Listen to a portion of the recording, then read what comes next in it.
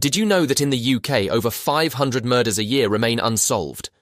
But what happens when a killer isn't just unknown, but also unnervingly inspired by some of history's most notorious murderers? Today, we're diving into the disturbing case of Anthony Paul Arkwright, a mass murderer who idolized Jack the Ripper and Peter Sutcliffe. Stay with us until the end, when we'll reveal a shocking detail about Arkwright's gruesome crimes that you won't believe. Anthony Paul Arkwright was far from a typical criminal. Born into a disturbed and unhappy childhood, his early life was a grim prelude to the horrors he would later commit. Arkwright spent time in children's homes and under the care of local authorities, a place where he was known for petty crimes, setting the stage for what was to come. By the age of 18, he had already served 6 months in jail. But his aspirations were far more sinister. He boasted to friends that he would one day follow in his idol's footsteps. That day came in August 1988, when Arkwright unleashed a terrifying 56-hour killing spree in the quiet town of Wath-upon-Dearne. On August 26, 1988, Arkwright was sacked from his job. Furious and delusional, he immediately went to find his 68-year-old Lithuanian-born grandfather, Stanislav Puidokas. Arkwright believed, incorrectly, that Puidokas was his father, the result of an incestuous relationship between his grandfather and mother. At his grandfather's allotment, Arkwright launched a brutal attack, stabbing him in the neck and hitting an artery which rendered him almost instantly unconscious. But that wasn't enough. He then attacked the unconscious man with an axe and a lump hammer, ensuring a gruesome death before locking the body in a shed. That night, as if nothing had happened, Arkwright visited several pubs in the area. He mingled with neighbours, dropping cryptic hints about his crime and behaving in a way that many later described as bizarre, even for him. In the early hours of Saturday morning, around 3 a.m. returning to Wath, Arkwright's bloodlust drove him to commit another horrifying act.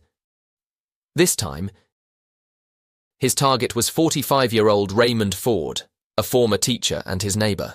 Arkwright entered Ford's flat completely naked, wearing nothing but a Prince of Darkness devil mask. In a terrifying frenzy, Arkwright stabbed Ford 250 times, plunging his knife into every part of his body. But it didn't end there. He gutted and disemboweled Ford's corpse with a surgical precision that criminologists later remarked was eerily similar to the techniques used by Jack the Ripper. Ford's body was not discovered until 3 days later, by which time his entrails had been draped around the room, and his internal organs scattered throughout the corridor and hallway. The shocking fact in this horrific murder was that just hours afterwards, Arkwright was arrested on suspicion of burglary at Ford's house. Police were unaware of the monstrous crime committed just hours before, held him in custody before releasing him, still oblivious to the horror they were dealing with. On Sunday, Arkwright struck again, this time targeting 26-year-old Marcus Law, a defenceless neighbour who was wheelchair-bound from a previous motorbike accident. After an argument, Arkwright unleashed another savage attack, stabbing Law over 70 times. The brutal nature of the attack was compounded by the sheer cruelty Arkwright exhibited. He gouged out Law's eyes and stuffed cigarettes into the empty sockets and other parts of the body, later claiming it was revenge for all the cigarettes Law had taken from him.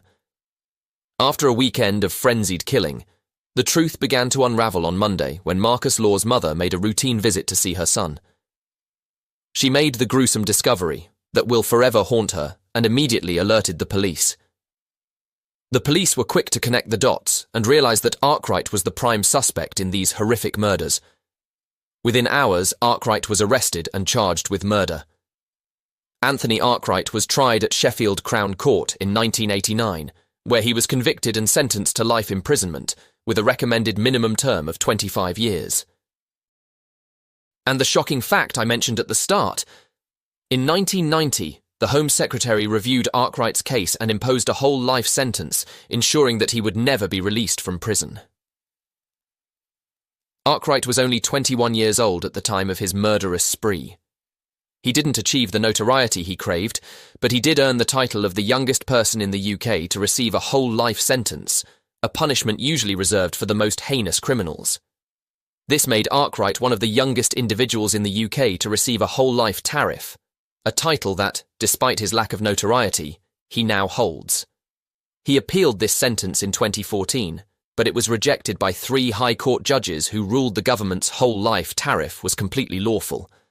Arkwright, now well into his 50s, remains behind bars, serving his sentence without the possibility of parole.